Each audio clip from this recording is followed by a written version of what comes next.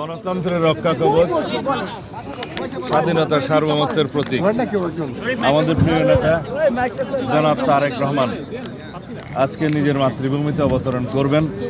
দীর্ঘ 17-18 বছর কষ্টকর নির্বাসিত জীবন শেষে আমরা অত্যন্ত আনন্দিত।